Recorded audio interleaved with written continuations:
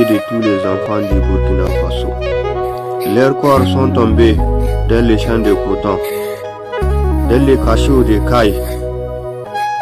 Les prisonniers murmuraient: un jour nos fils marcheront sur vos tombes. Les colons riaient en buvant leur vin.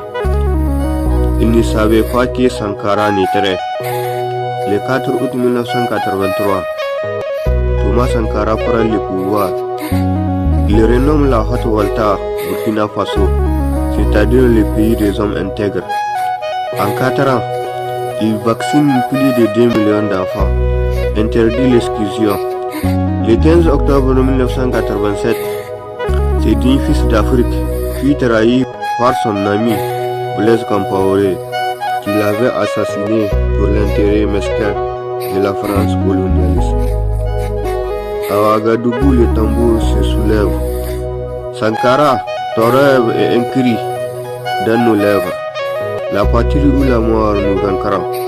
La patrie ou la mort, le Burkina est notre.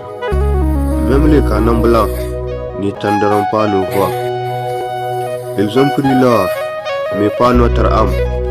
Le colon est parti, mais nous on reste. Le soleil levant est africain. Maintenant quand la nuit tombe sur Ouagadougou, quand l'harmattan souffle sur Tombouctou, les ombres se lèvent. Et l'histoire retiendra que nos ancêtres ont résisté à la pénétration coloniale. L'histoire sera témoin que nous avons tenu tête à l'Amérique comme à la Macronie, et que le sang noir ne sèche jamais.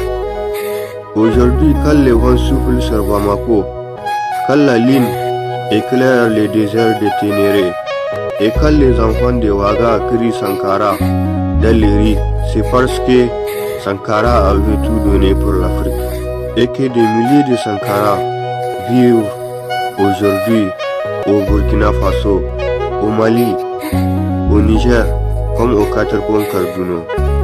Car selon Claude McKay, je cite: si nous devons mourir, pour nous, point de ville mort, comme un troupeau de porcs ignoblement traqués.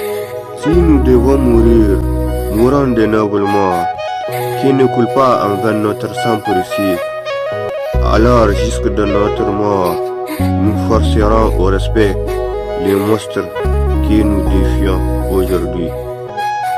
Et tout comme l'a déclaré un des fils algérien, le français est un butin de guerre, contrairement à la francophonie et ses acolytes qui sont aussi aliénés que les déserteurs à Ouagadougou.